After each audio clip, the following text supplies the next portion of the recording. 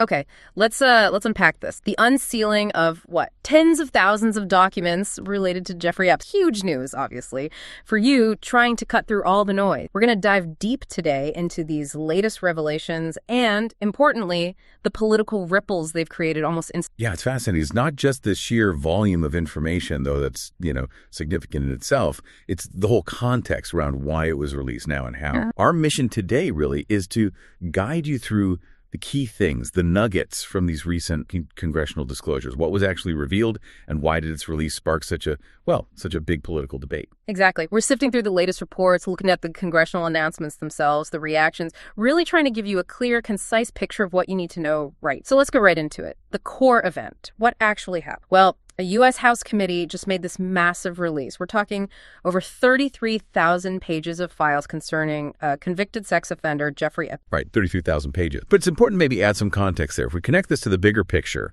these were primarily court documents. Many had been partially released before, maybe in civil cases, things like that. But the scale of this official disclosure from Congress, that's what makes it so significant now. It kind of centralizes it. Okay, so it's the official stamp, the sheer volume all at once. But here's where it gets, I think, really interesting and quite disturbing. Among these files, there were apparently at least 8 alleged police interrogation video involving victims. I mean, just imagine the impact of seeing those recordings. Indeed. That's incredibly powerful. Written testimony is one thing, but video captures so much more. And some of these interrogations, they date back more than a decade. Others include audio recordings from the Florida criminal investigation.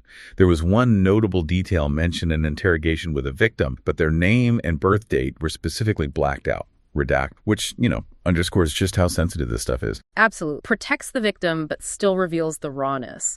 But like you said earlier, this wasn't just a straightforward data dump, was it? The release immediately kicked up a political storm, especially within Congress itself. That's right. It really brings up this tension, transparency versus other considerations. Republican leadership, for instance, they actively tried to block a bipartisan effort, an initiative aimed at forcing a vote to release all unclassified documents related to Epstein, not just these court files. Right, all of them. And the Republican House Speaker, Mike Johnson, he was pretty vocal about why he opposed that broader push. He attacked that specific proposal, carelessly drafted. His main point seemed to be it lacked wording to protect the identity of sexuals. Mm-hmm.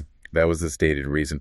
He also argued it was sort of unnecessary at this stage. His argument was that the goal, transparency, had basically already been achieved with the committee's release of these 33,000 pages. So his perspective was, we did the release. This other push is flawed and redundant. Mm-hmm. But it's crucial, like you said, to see both sides here. There was this bipartisan effort pushing for more. Exactly. Despite that leadership opposition, you had 2 members of Congress, one Democrat, one Republican, proposing to actually mandate the Department of Justice release all unclassified records. And that's key. All records, including files held by the FBI, by federal prosecutors' offices.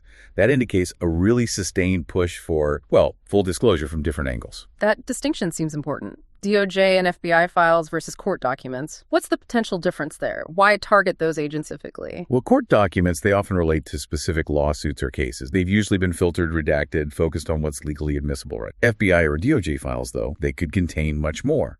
Raw investigator notes, intelligence, internal discussions, maybe grand jury stuff that didn't make it to a trial.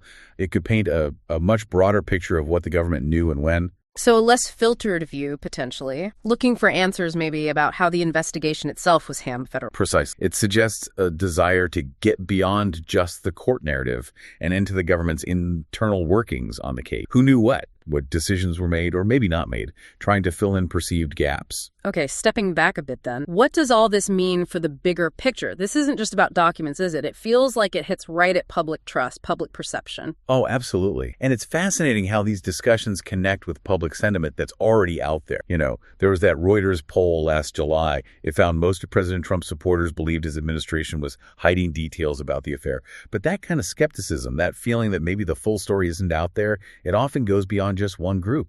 It taps into a wider public interest. And sometimes, a deep suspicion about cases involving powerful people. So each new release, even if it aims for transparency, can sometimes feed into that existing distrust if it feels It can, yeah. Especially when information comes out in dribs and drabs over years. It raises questions about why it wasn't all released sooner or if there's still more being held back. This context really underscores the deep public hunger for answers and maybe a bit of cynicism about whether they'll ever get the whole truth. And the story clearly isn't over. The committee that released these documents, the House Judiciary Committee, they've summoned the Department of Justice to testify. That sounds like more than just a follow-up meeting. It signals ongoing scrutiny, right?